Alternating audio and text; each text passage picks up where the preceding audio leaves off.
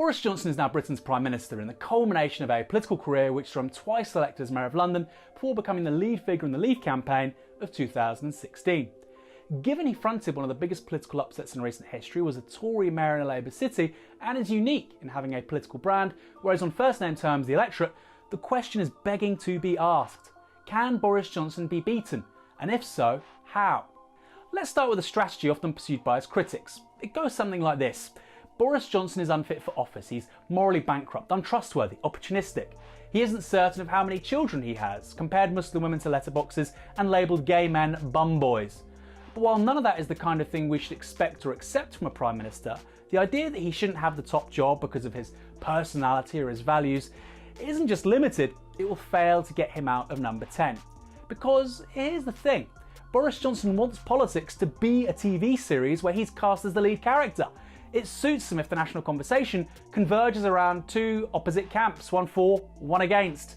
That means, with the help of the country's right-wing print media, he can ventriloquise a fictional silent majority, appealing to British values, pointing to a sense of national myth and historic purpose, even when it isn't really there. Former Italian Prime Minister Silvio Berlusconi offers an example in this respect. From the very beginning of his political career, he faced investigations into business dealings, bribery, fraud, even paying minors for sex. All in all, he's endured dozens of court cases, allegations and trials. And this for a man who was Prime Minister 3 times and at the age of 82 is an MEP. While the court cases were impossible to follow because of the way they played out through the media, what was obvious to most Italians was Berlusconi's response, which was typically him saying that the judges were biased and politically driven. And that sense of persecution and struggle was something that many Italians could identify with. And with the judiciary being his biggest opponent, far more so than any party political rival, this only served to reinforce the notion that judges wanted to achieve what elections had failed to do, namely remove Berlusconi from power and undo the will of the people. Unsurprisingly then, the consequences were almost entirely negative, with existing opinion just confirmed on both sides, while faith in the democratic process more generally disintegrated. The spectre of courts trying to remove an elected politician cultivated apathy, which is the last thing you need if you're trying to create a mass movement for political transformation.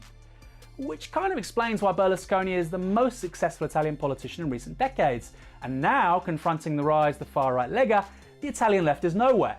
Why? Because for a generation they stood for nothing but being against Silvio Berlusconi. Turns out that's not enough. There's a lesson there, not just for the UK, but the United States with Donald Trump. As with Berlusconi in Italy, the hope for the resistance was that a special counsel investigation might achieve what Hillary Clinton couldn't.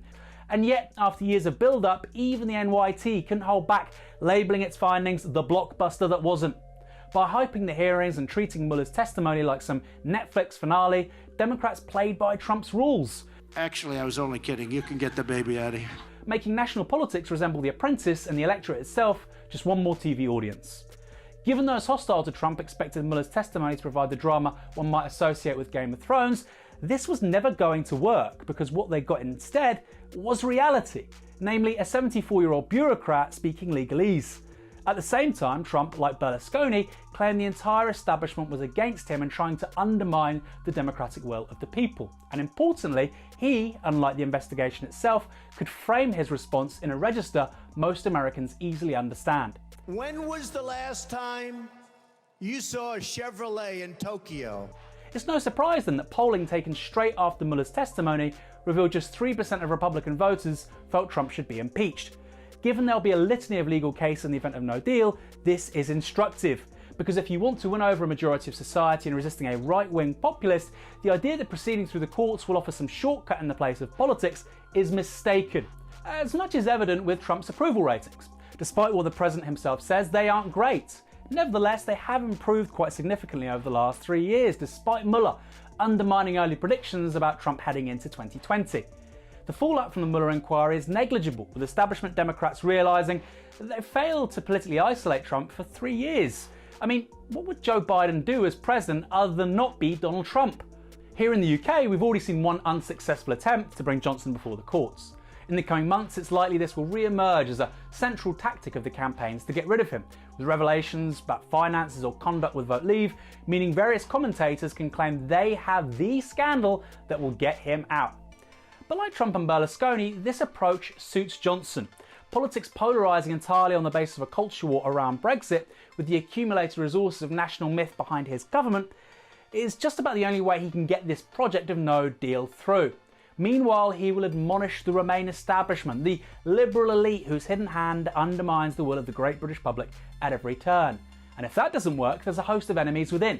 Muslims, Scottish and Welsh nationalists, socialists, trade unions, and yeah, Marxists. And fighting against what is an extremely harsh Labour Party run by a Marxist whose sole purpose in life is to do real damage to the country.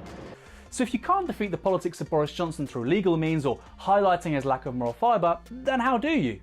The answer is to appeal to class interests, policies that can transform people's lives, and a coherent vision of how to take Britain into the 21st century. Indeed, such an approach, especially that focus on class, explains why Johnson's only hiccup during an otherwise underwhelming leadership contest was his promise of offering tax cuts for the rich. But not long after announcing a policy which stood to benefit only those earning more than $50,000 a year, and which could have cost the Exchequer as much as £20 billion, he quickly rode back. Compare that to Labour's platform of a real living wage, nationalising rail, mail, energy and water, building 500,000 council houses in 5 years, a green industrial revolution, banning zero-hours contracts, free childcare, scrapping tuition fees. Sounds good, doesn't it? You see, we've gotten so used to not having nice things recently, but the reason we don't have them isn't because of political necessity, it's because politicians, like Boris Johnson, have decided to use the money for tax cuts to the ultra-rich instead. And this is the way you beat Boris Johnson, by keeping the political conversation oriented around the tens of millions of people that make up this country rather than one guy at the top. That is what the politics of taking back control really has to mean, because if we instead have a distant circus played out on a TV screen, Johnson will always win. The more his premiership is focused on personality, the better for him. Of course, collective myth remains important, which is why questions like what kind of country Britain is remain vital. Is it one with food banks and rough sleepers, runaway billionaires and unelected life peers, or one where kids can actually eat before going to school, where education is free because we all benefit, and young families don't need to panic about the costs of childcare? Again, this shouldn't focus on Boris Johnson, but rather the interests he represents, which are no different fundamentally to those championed by Theresa May and David Cameron.